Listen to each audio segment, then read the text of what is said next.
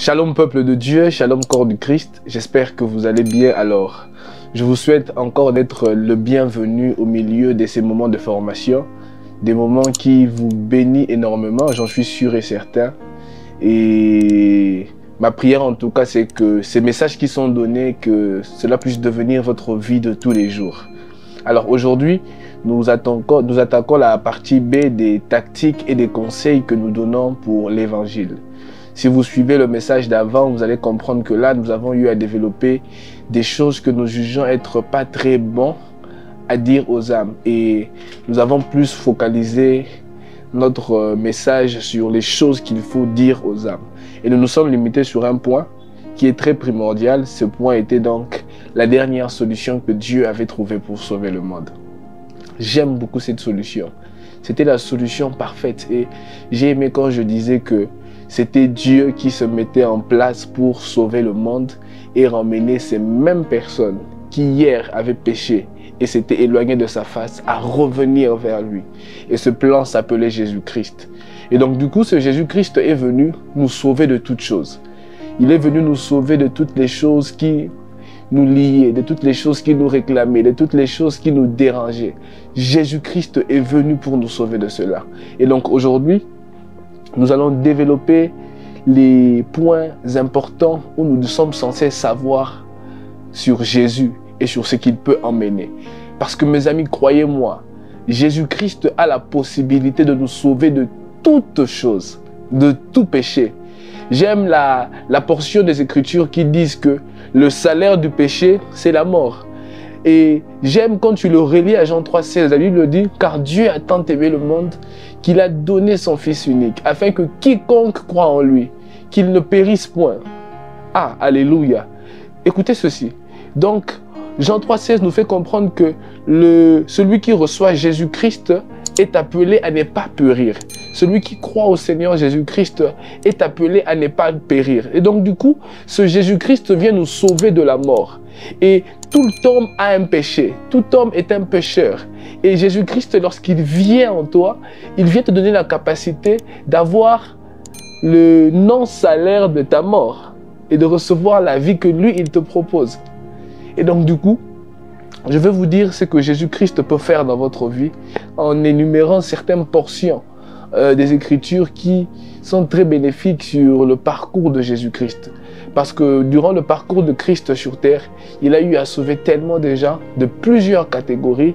Et je pense qu'en apprenant cela, tu pourras te retrouver ou peut-être trouver aussi un cas particulier.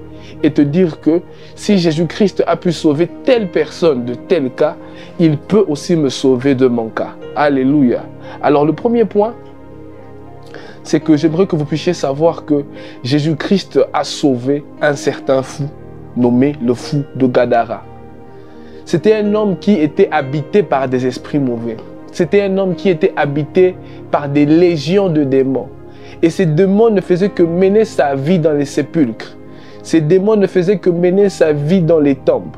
Et c'était devenu un homme qui était reconnu comme étant un fou qui vit près des sépulcres. Mais un jour, Jésus est venu dans la ville de Gadara.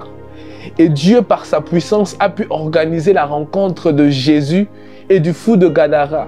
Et bam, le fou de Gadara reçoit sa délivrance. J'aimerais dire à une personne ceci. Peu importe les choses qui te dérangent, peu importe les choses qui t'accablent, sache que Jésus-Christ peut t'emmener à être sauvé de ce cas. Ce fou n'avait aucune solution. Ce fou n'avait pas un processus à suivre pour recevoir son salut. Mais Jésus-Christ vient et Jésus-Christ le sauve de sa folie. Alors quel est ce cas qu'il ne peut pas changer? Quel est ce cas duquel il ne peut pas te sauver? Lorsqu'on va encore plus loin, nous allons dans Jean 11, du verset 1 au verset 45. La Bible nous parle d'un Lazare, un homme qui avait connu une mort prématurée. Si vous lisez cette histoire, vous allez comprendre que Lazare était un jeune homme qui était ami de Christ, qui était ami de Jésus. Et puis, malheureusement, suite à un événement missionnaire, Jésus-Christ n'était pas là où Lazare était. Jésus-Christ était allé en mission. Mais on est venu l'apprendre que ton ami Lazare est malade. On est venu l'apprendre que ton ami Lazare est vraiment malade. Mais Jésus-Christ n'a pas pu n'a pas pu imposer les mains à Lazare afin qu'il reçoive sa guérison, car il n'était pas là. Et Jésus-Christ était patient, parce qu'il avait pu voir, au travers de ce cas, une manière de venir imposer la gloire de Dieu. Il laissa Lazare mourir, mes amis. Il pouvait bien venir prier pour Lazare afin de venir le guérir. Mais il laisse Lazare mourir afin de faire comprendre à une personne qu'il peut te sauver de la mort prématurée. Mes amis, apprenez ceci. Il est possible pour un homme de mourir avant le temps. Parce que la maladie est venue, parce que le diable a attaqué, parce qu'une situation est venue. Et ces morts sont très souvent appelées des morts prématurées. Parce que ce sont des morts qui ne sont pas liées au plan de Dieu. Ce sont des morts qui sont liées à des événements qu'on ne peut pas tout expliquer. Mais sache qu'avec Jésus-Christ, aucune mort prématurée ne peut exister. Il peut venir t'emmener à être ressuscité de cette mort prématurée que tu vis. Et du coup, j'aimerais parler à un homme d'affaires. Peut-être que toi, dans tes affaires, tu peux te dire, où est la place de Jésus dans mes affaires? Mon ami, si ton entreprise connaît faillite, si ton entreprise connaît une mort prématurée, en recevant Christ dans ta vie, il peut t'emmener à relever cela. Parce qu'il peut te sauver de toute mort prématurée. Il peut te sauver de toute mort qui n'est pas liée au temps. Mon ami, crois au Seigneur Jésus-Christ et tu seras sauvé de ta mort prématurée. Troisièmement, apprenez que Jésus-Christ peut vous sauver au milieu d'une tempête. Lorsque vous allez lire dans Jean 6, du verset 16 au verset 20, là nous retrouvons une histoire qui me plaît énormément. Les disciples se retrouvent dans une barque au milieu de la mer. Un vent impétueux vient, un vent puissant vient, un vent vient basculer la barque. Et ils se disent que en ce moment même, nous sommes appelés à mourir. Parce que nous ne sommes pas au bord de la mer. Au bord de la mer, lorsqu'il y a un problème, on n'a qu'à crier au secours et les gens viendront nous aider. Mais nous nous voilà retrouvés au milieu de la mer. Et nous n'avons pas quelqu'un que nous pouvons appeler afin de venir nous sauver. Et puis, la Bible précise qu'il y avait un vent puissant qui soufflait. Mes amis, vous savez, des fois, même quand il y a un problème de vent, même les réseaux, c'est compliqué. Et du coup, même s'ils avaient des téléphones, il se peut qu'ils pouvaient même rencontrer des problèmes de réseau. Et ils se sont retrouvés dans un cas où ils se sont dit, ici, personne ne peut nous sauver. Ah, mais j'aimerais te dire, Jésus-Christ peut venir à n'importe quel moment. Si tu te retrouves dans un moment de ta vie où tu te dis que tu es dans une sacrée merde, tu es dans un sacré problème, dans une sacrée difficulté, où tu ne sais plus par où un salut peut venir, je te tends la main, je te demande, viens voir Jésus-Christ. Car Jésus-Christ peut te sauver d'un problème au milieu de la mer. D'un problème où nous ne savions même pas, nous ne pouvons même pas imaginer d'où peut venir le secours. Jésus-Christ a la possibilité de venir vous sauver en ce moment même. Alors peu importe ta situation, peu importe l'épreuve que tu es en train de vivre, où tu te dis que là, mon père ne peut pas me sauver, ma mère ne peut pas me sauver, mon frère ne peut pas me sauver. Jésus-Christ peut venir te sauver. Il y a même des cas des fois où même l'argent ne peut pas nous sauver. Mais j'aimerais te dire que dans ces genres de moments, Jésus-Christ a la possibilité de venir te sauver. Quatrièmement, Jésus-Christ peut te sauver de la prostitution. Jésus-Christ peut te sauver de l'adultère. Mes amis, lorsqu'on va lire dans Jean 8, du verset 1 au verset 11, on rencontre une histoire que je juge être formidable. La Bible nous présente des rabbins juifs de ce temps-là qui emmènent une femme qui a commis l'adultère afin de pouvoir piéger Jésus. Parce que ce qu'ils voulaient faire comprendre au peuple israélien de ce temps-là, c'est qu'ils voulaient leur faire comprendre que les paroles que Jésus prononçait étaient les contraires de ce que Dieu avait dit par Moïse. Et donc du coup, ils emmènent la femme adultère. Ils disent, cette femme a commis l'adultère et nous sommes censés la lapider jusqu'à ce qu'elle va mourir. Et donc du coup là, nous rencontrons une sœur qui est dans un problème où elle est appelée à mourir. Où elle est dans un péché qui la condamne à mourir. Elle devait se faire lapider jusqu'à perdre la vie. Mais Jésus-Christ vient sauver cette femme. Elle vient la sauver de la mort que le péché lui avait promis. J'aimerais te dire ceci. Si ton péché te promet la mort, Jésus-Christ te promet la vie. Alors viens vers lui afin qu'il puisse faire de ce péché qui te donne la mort une transformation. Qu'il puisse te remettre plutôt sa vie qui te donne la vie. Et retenez ceci. J'aime cette histoire parce qu'elle a une particularité. Jésus-Christ dit que celui qui n'a jamais péché puisse être la première personne à jeter la première pierre à cette femme pécheresse. La Bible nous précise que tous sont partis, du plus grand au plus petit, car tous étaient des pécheurs. Mais nous avons en ce moment-là une personne qui n'avait jamais péché. Une personne qui avait le droit d'accomplir la loi de Moïse en la lapidant jusqu'à ce qu'elle allait mourir. Et cette personne, c'était Jésus. Car Jésus n'avait jamais péché. Mais la seule personne qui avait le droit de tuer cette femme en la lapidant, et cette même personne qui lui a fait grâce. Et j'aimerais te dire ceci, n'en profite, ne va jamais vers les hommes lorsque tu pêches, car ces hommes ne pourront que te juger. Ne va jamais vers les personnes de cette terre lorsque tu es lié dans un péché, car ces personnes ne vont jamais te comprendre. Va vers Jésus-Christ. Lorsque tu tombes dans l'impudicité, l'homme peut te juger. Lorsque tu tombes dans le mensonge, l'homme peut te juger. Mais lorsque tu tombes dans toutes ces choses et que tu vas vers Jésus, Jésus va te transformer. Il va te dire, je te lave, et puis va et ne pêche plus. Jésus-Christ sauve cet impudique. Jésus-Christ sauve cet adultère en la donnant une nouvelle chance. Et si tu es dans l'impudicité, tu es dans l'adultère, j'aimerais te dire, Jésus-Christ peut te sauver de cela. Alléluia. Cinquièmement, apprenez que Jésus-Christ sauve un aveugle de naissance. Mes amis, lorsque je lis cette histoire, je suis émerveillé.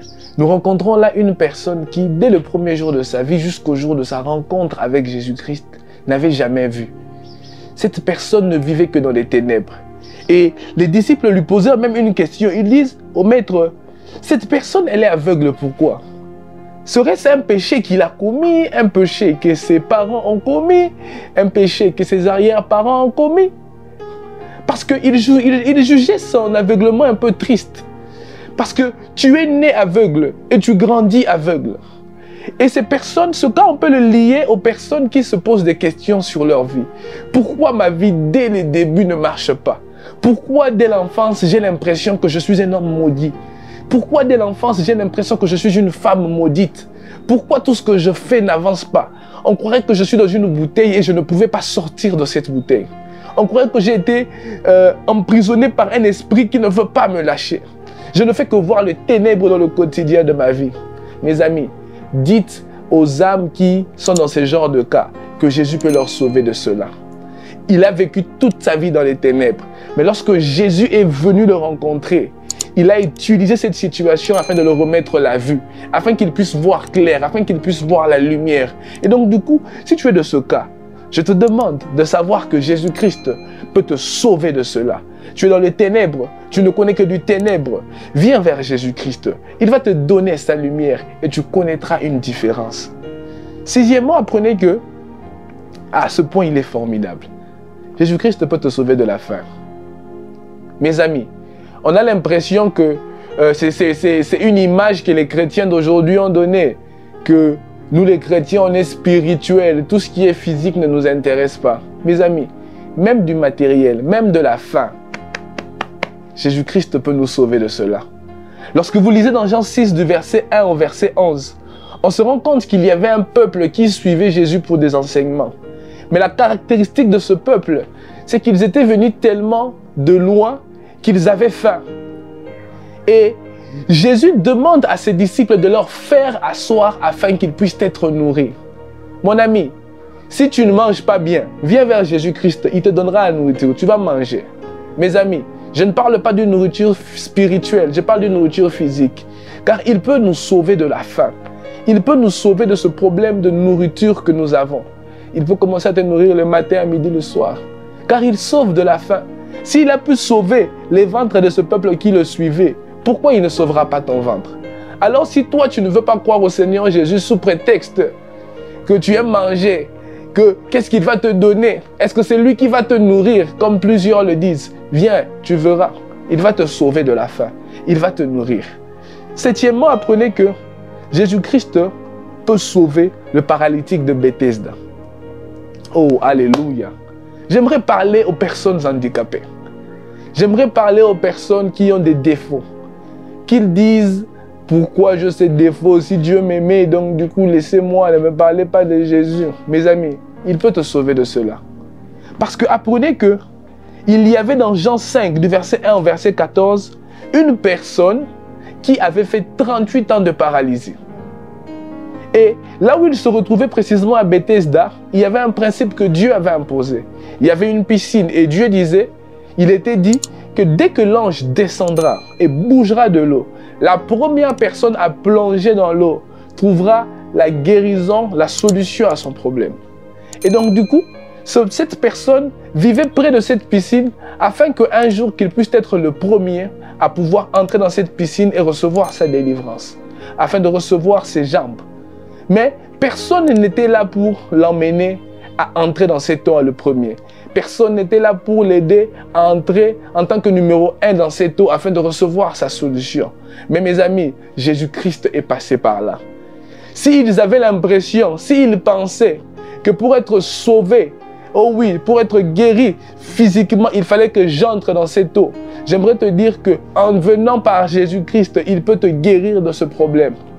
Parce qu'il est la personne qui peut venir en toi et imposer ce que personne ne pouvait te donner.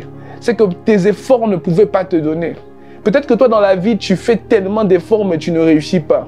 Tu te bats tellement mais tu ne réussis pas. Parce qu'il y a deux types de personnes qui sont très souvent dans notre vie courante. C'est qu'il y a de ceux qui se battent mais qui ne réussissent pas. Mais il y a aussi ceux qui ne réussissent pas parce qu'ils ne font rien. Mais cette personne se battait afin de réussir. Cette personne était dans la piscine. Il commençait à vivre là-bas afin qu'il puisse un jour réussir à trouver ce qu'il cherchait. Mais il ne le trouvait pas. J'aimerais te dire, toi qui recherches, tu fais des efforts, tu ne trouves pas. Jésus-Christ va te sauver de cela. Jésus-Christ va te donner en un jour ce que tu n'as pas pu recevoir en 38 ans par tes efforts. Jésus-Christ te donnera en un jour ce que tu n'as pas pu recevoir en 38 ans par tes efforts. Alors donne-lui ta vie. Il va te guérir de cette paralysie. Il va te guérir de cette chose que tu cherches tant avec tes efforts. Car c'est le Dieu des grâces. Et huitièmement, pour finir, apprenez que Jésus-Christ sauve un voleur de la mort éternelle. Ici, j'aimerais que vous puissiez retenir deux choses. C'est dans Jean 5, du verset 1 au verset 14. Jésus-Christ sauve un voleur de la mort éternelle. Pourquoi je mets ce point en tant que point final? C'est parce que ce point nous enseigne aussi quelque chose de très important. C'est qu'il est vrai que Jésus-Christ est venu nous sauver de toutes sortes de choses, comme je l'ai dit tantôt.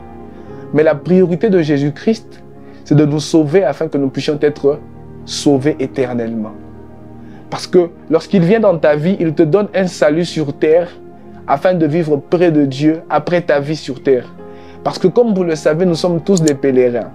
Tous nous allons passer de cette terre. Nous sommes des passages sur cette terre. Tous allons mourir un jour. Et donc du coup, Jésus-Christ est venu d'abord sauver cette personne du vol et il est encore venu le sauver de la mort éternelle. Parce que je définis la mort éternelle comme étant notre vie loin de Dieu après notre mort. C'est vivre en enfer, brûler en enfer.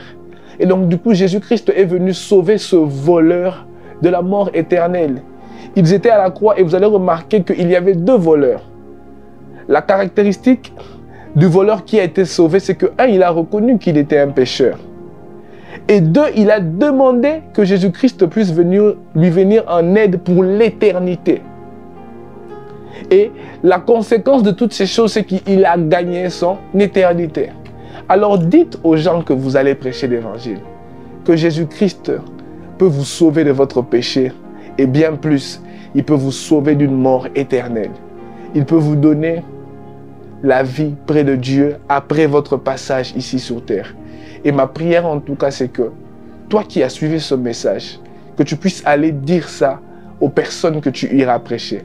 Dites-leur que, peu importe ton cas, viens vers Jésus-Christ, il te sauvera de cela. Et si toi qui as suivi ce message n'est peut-être pas lié à ces personnes qui veulent être formées pour l'évangélisation, écoute bien tout ce que j'ai dit et trouve dans quoi tu es et trouve ce que Jésus doit faire afin de pouvoir te sauver. Telle était en tout cas la formation d'aujourd'hui. Je l'ai beaucoup plus emmené dans un angle où je vous ai raconté des vies qui ont connu le salut en Jésus-Christ. Et ta vie est aussi appelée à se conformer à ces vies. Si peut-être lui c'était le mensonge, toi peut-être c'est la pornographie. Que Jésus te sauve de la pornographie. Peut-être que l'autre, c'était peut-être la mort prématurée. Mais toi peut-être ça peut être un péché que toi-même connais. Que Jésus-Christ te sauve de ce péché. Telle était la formation d'aujourd'hui. Que Dieu vous bénisse abondamment. Et du coup, je vais en profiter pour faire une prière avec vous. Pour toutes les personnes qui veulent recevoir Jésus dans leur vie. Mes amis, Jésus est merveilleux. Jésus est fantastique. Et si tu veux le recevoir dans ta vie, toi qui me suis, fais cette prière avec moi. Seigneur Jésus, aujourd'hui je veux te recevoir dans ma vie. Je veux que tu viennes me sauver. Je veux que tu viennes me délivrer. Je veux que tu viennes me sortir de cette situation qui me dérange. La Bible m'a dit que le salaire du péché, c'était la mort. Mais elle rajoute que le don gratuit de Dieu, c'est la vie éternelle en Jésus-Christ. Alors Jésus-Christ vient entrer dans ma vie. Jésus-Christ vient t'imposer dans ma vie, afin de me donner ta vie et de prendre toute cette vie sale que je vis. Au nom de Jésus-Christ. Père éternel, je prie au nom puissant de ton Fils. Fais en sorte que toute personne qui a suivi ce message, toutes les personnes qui ont fait cette prière avec moi, qu'ils puissent te recevoir pleinement, qu'ils puissent habiter pleinement en toi et que ton esprit puisse les remplir, que ton esprit puisse les conduire à vivre et à demeurer près de toi. Au nom de Jésus-Christ, j'ai ainsi prié. Amen. Que Dieu vous bénisse abondamment et je vous souhaite de vous abonner et d'être toujours disponible à suivre ces messages que nous donnons. La 5e partie viendra bientôt et dès que ça viendra, soyez là, suivez ce que l'on dit et je suis sûr que dans les années qui viennent, comme je l'ai dit à la partie 1, vous serez des très bons gagnants d'âme.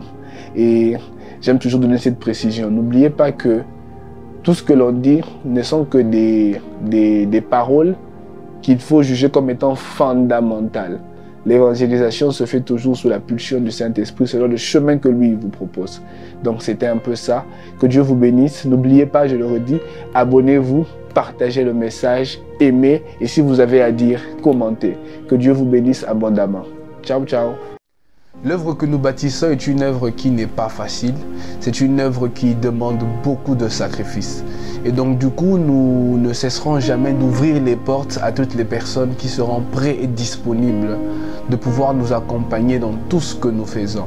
Et donc du coup, si vous souhaitez devenir partenaire de cette plateforme qui est Christ pour les nations entières, nous vous demandons de nous contacter par notre compte WhatsApp.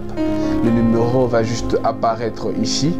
Et je suis sûr que votre contribution sera quelque chose de très bénéfique pour l'évangile de notre Seigneur. Je pense qu'il sera beaucoup plus facile pour nous d'atteindre plus de gens avec plus de partenaires. Et donc du coup, nous vous invitons et nous vous souhaitons le bienvenu dans cette grande œuvre que Dieu nous a donnée. Que Dieu vous bénisse abondamment.